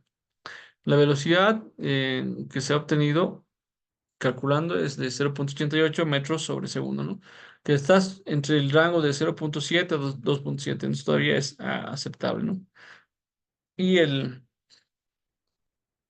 lo que es el diámetro que se va a utilizar, hemos preferido irnos por algo que sea, digamos, em, más conveniente. Entonces, el diámetro es equivalente a una pulgada, ¿no? El caudal 1,6, entonces con eso calculamos pérdidas de carga y nos da 0,33. Si uno quisiera, le puede cambiar acá en vez de 25,4, 12 y eso nos sale, la pérdida de carga saldría 12,78, ¿no? Si estoy considerando un tubito de 12 milímetros, que eso sería como media pulgada, incluso menos, entonces ahí yo tengo ya la pérdida de carga en la línea secundaria. Y voy a hacer la sumatoria, ¿no? Para comprobar. La presión al ingreso del lateral va a ser igual a la presión nominal del aspersor, más el 77% de las pérdidas de carga y más o menos un desnivel. Recordemos que había un desnivel de 2%, entonces eso vamos a ver que va a actuar en sentido mm, a favor. Pienso que va a ser porque va a ser, digamos, un sistema que va a tener esa facilidad, ¿no? Bien, entonces la longitud de la pérdida en lateral ya la hemos visto, la pérdida en la línea secundaria y los rangos de presión, ¿no? Al inicio del lateral, el primer aspersor va a tener 20,37 metros de presión y el último va a tener 19,81. Entonces, esa es la variación de presión que va a existir, ¿no? Que va a ser de 0,56, que eso equivale al 3% de la presión de una persona. Em, Perdón, este es el 3% de lo que es la presión total que tiene el sistema, ¿no? Finalmente, como resumen, la presión al ingreso del secundario y la comprobación de las pérdidas. Entonces, excelente, está bien. Y la línea principal, que no es nada más esa línea que viene a continuación de la bomba, donde se coloca bueno, como el sistema es muy pequeño, entonces la línea principal casi sería el cabezal del sistema, ¿no? En este caso, salidas uno porque no tenemos salidas múltiples. La longitud es de 4 metros a 5 metros. El coeficiente de rugosidad asociado al material para PVC y polietileno 140. El F de Christiansen es 1. Em, la velocidad es 0,87. No estamos bien porque es una velocidad menor a 2,5 y también mayor a 0,7. Listo, entonces con eso obtenemos el diámetro y finalmente el caudal, que es 1,6 metros cúbicos por hora. Listo. Entonces, luego calculamos las pérdidas en el cabezal, o sea, en otras palabras, en este sistema, como es pequeñito y como sabemos que los orificios de los microespresores son pequeños, entonces hay que cuidar de tener un cabezal, ¿no? Entonces el cabezal va a estar justo acá, en este sector.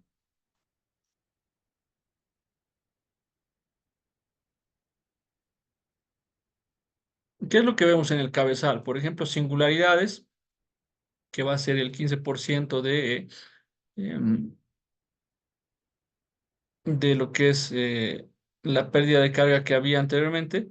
En los accesorios vamos a asumir 4 metros, que es de la pérdida de carga que generan, el desnivel 0,8 y pérdidas de carga asociadas al filtro 3 metros, ¿ya? Entonces, todos esos hay que sumarlos y en realidad para que funcione el sistema tengo que sumar lo que es las pérdidas de presión más la presión del aspersor.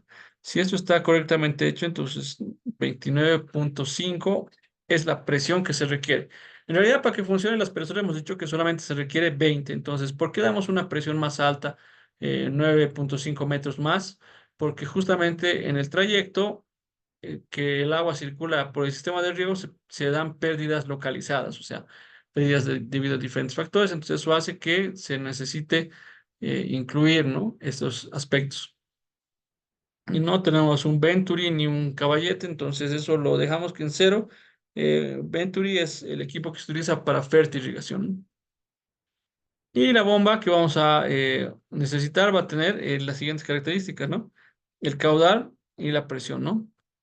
La presión, a ver. Ah, ya. Necesitamos también acá una presión, una pérdida de presión que también se debe considerar. Esto en muchos libros no lo he visto, la verdad, que lo coloquen, que es la pérdida de carga por la succión de la bomba. O sea, si la bomba va a succionar, por ejemplo, de un río, o de un pozo o de algún estanque, entonces en esa succión también existe pérdida de energía, ¿no? Que es 2 metros. Entonces, acá ya. Lo que es el caudal para que funcionen los 10 emisores en simultáneo. La presión va a ser la sumatoria de lo que es las presiones y las pérdidas de carga más lo que es la succión, ¿no? Y el caudal. Entonces, cuando yo voy al mercado, por ejemplo, eh, alguna tienda para comprar una bomba para este caso, para este sistema, entonces tengo que buscar aquella que se adecue a mis necesidades, ¿no? Y muchas veces lo que se vende es pues bombas de tantos HPs que se va a funcionar bien, ¿no? Pero en realidad no es esa la forma de, digamos, de identificar la bomba, ¿no? Sino se debe recurrir a curvas de funcionamiento de las bombas, ¿no? Entonces acá tenemos un catálogo de una bomba, City Pump, es una marca italiana. Entonces, esta electrobomba tiene las siguientes características, ¿no? El caudal que tiene y la altura manométrica, ¿no? Es muy elevada, ¿no? 70 metros y el caudal 50 litros por minuto. Entonces, sin embargo, estos son datos referenciales, ¿no? Para ver realmente el comportamiento de esta bomba, entonces tengo que bueno, tengo que tener con esos datos que hemos obtenido de presión y caudal, yo tengo que establecer esos datos en estas curvas, ¿no? Vamos a ver en un momento más, ¿no? Acá tenemos lo que es las curvas características de las electrobombas, de acuerdo a sus modelos IP1000, 800, 07, 05. Entonces, lo que yo hago es, por ejemplo, utilizar la presión tiene que ser 31,5 metros y el caudal 1,60 metros cúbicos por hora. Entonces, 31,5, ¿no? Entonces coloco acá 31,5 que va a ser eh, em, el rango que yo necesito. Y lo trato de ajustar con lo que es 1,6, ¿no? Entonces, más o menos estamos por acá. Y 1,6 sería esto, ¿no? 1,6 metros cúbicos por hora. Entonces, esos dos datos me sirven para establecer qué bomba es la que me conviene más. Y justamente acá se observa que la curva de funcionamiento más aproximada es el IP07, ¿no? Por tanto, entonces, este IP07 debiera ser el modelo que se va a implementar, ¿no? Se debe de instalar en este sistema para que funcionen estos microaspersores, ¿no?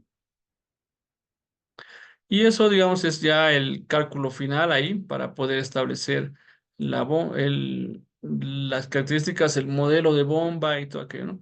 Y yo sé que siempre hay esa curiosidad de calcular la potencia, ¿no? Que va a tener esa bomba en teoría, porque no es realmente la potencia. Cuando uno va a adquirir una bomba de un fabricante y lo compara con su cálculo de potencia, siempre hay diferencias, ¿no? La potencia que es igual es 9,81 por el caudal y por la presión de trabajo, dividido entre lo que es la eficiencia, ¿no? De la bomba. Si es bomba eléctrica o es bomba a combustión, a gasolina, va a ser diferente. Bien, ok, entonces calcularemos, ¿no? 9,81 por el caudal, que en este caso el caudal va a ser, tiene que estar en metros cúbicos por hora, 1,60 metros cúbicos por hora. La presión de trabajo que hemos dicho es de 20 metros y lo que está pasando es que se está volviendo a ver, digamos, esta potencia se calcula en kilowatts y luego eso se puede convertir en HPs, ¿no? Entonces, por ejemplo, haciendo ese cálculo, resulta que la potencia de la bomba para estas características de presión y caudal es de 0,7 HPs, ¿no? Entonces, con ello ya, digamos, se puede calcular también de forma teórica la potencia de la bomba, 0,71 HPs, ¿no? Pero como les digo, en la práctica, lo más recomendable es siempre la presión y el caudal que requiero en el sistema, ¿no? Em, a ver, hay una pregunta, ¿no? Dije, buenas noches, disculpe, los archivos que está manejando, ¿de dónde lo puedo descargar? Dice, ¿no? Cleaver. Ah, ya. Son ejemplos que yo los he desarrollado, ¿no? Son propios. Eh, lo que se podría hacer es también compartirles, ¿no? Tenemos el de riego por superficie que ayer lo hemos, y, lo hemos descrito y este es otra planilla de cálculo, ¿no? Son para riego, en este caso, de pequeñas extensiones, ¿no? De todas maneras, esto igual, a ver, lo voy a compartir ahí con administración para que puedan tenerlo, ¿no? A ver, para terminar el diseño de este sistema, podemos hacer una conclusión, ¿no? Que el diseño siempre va a partir de la siguiente manera, ¿no? Primero lo que hacemos es calcular lo que es las pérdidas de carga en los laterales, ¿no? O sea, en este caso, en este lateral, por ejemplo. Entonces, calculo la pérdida de carga que hay hasta acá y lo comparo con el, la tolerancia que debería de tener, ¿no? En este lateral. O sea, en otras palabras, la variación de presiones que debería haber entre el primero y el último aspersor. Una vez que calculo la pérdida de carga en este lateral, luego voy a calcular la pérdida de carga en la línea secundaria, que va a ser esta línea, ¿no? Que la estoy representando acá, ¿no? Entonces, esa es la secundaria. Y finalmente, en este caso, no hay primaria porque el sistema es muy pequeño, prácticamente eso se simplifica.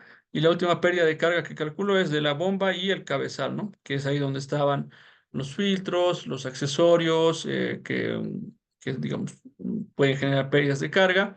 E incluso hemos eh, asumido una pérdida de carga debido a la succión de la bomba, ¿no? Entonces, eso también es un dato importante, ¿no? Cuando uno va sumando pérdidas de carga, voy a ir sumando del lateral, luego de la secundaria, luego de la bomba y el cabezal. Entonces, al final me salen las pérdidas de carga totales y eso, más la presión de servicio del aspersor, es la presión que debería de tener esa bomba, ¿no? Que es justamente la que hemos visto que era 30 y... a ver, Vamos a volver acá abajo. 31,5, ¿no? Y el caudal, que es el equivalente al necesario para que funcione en este caso todos los emisores a la vez, que son 10, ¿no? Entonces, esos 10 emisores tienen que funcionar de manera continua, ¿no? Si yo sumo los caudales de estos 10, me sale 1,6 metros cúbicos por hora. Entonces, esta presión y este caudal son los que yo necesito, bueno, una bomba de estas características. O en otras palabras, si yo tengo, por ejemplo, estoy captando de una fuente que está en una parte elevada, entonces lo que voy a hacer es medir el caudal que tiene el río, el arroyo, y definir el desnivel desde donde voy a captar, ¿no? En este caso, pues debería de estar por lo menos en más de 31 metros, ¿no? Porque esta es la presión dinámica, no olvidemos, porque hay dos tipos de presión, ¿no? Presión estática y presión dinámica. La dinámica hace referencia al desnivel que existe entre la parte de donde se está captando el agua y el punto final del sistema, ¿no? eh, que está en el punto más bajo del sistema, ¿no? Entonces, esa es la presión estática, ¿no? Que es cuando el sistema está completamente cerrado y no hay movimiento.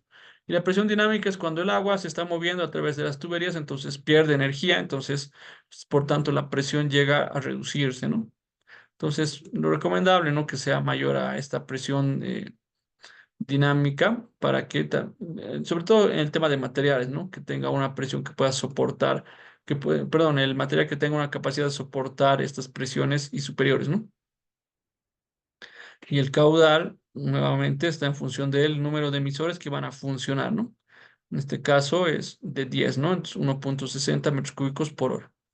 Bien, entonces, básicamente, pues, este es un diseño simplificado de un riego por aspersión, ¿no? Y ahí con el plus de que hemos visto que el dimensionamiento de la bomba que necesitamos no se calcula con cuántos HP necesito, ¿no? Sino más bien especificando esa presión y ese caudal que yo requiero y asociándolo a una curva característica de un modelo de bomba y finalmente con eso decido cuál es la bomba que voy a comprar, ¿no? En el mercado. Entonces, eso es lo que se recomienda, ¿no? Aquí también está en esta tabla valores, digamos, de referencia, ¿no? Que uno puede considerar.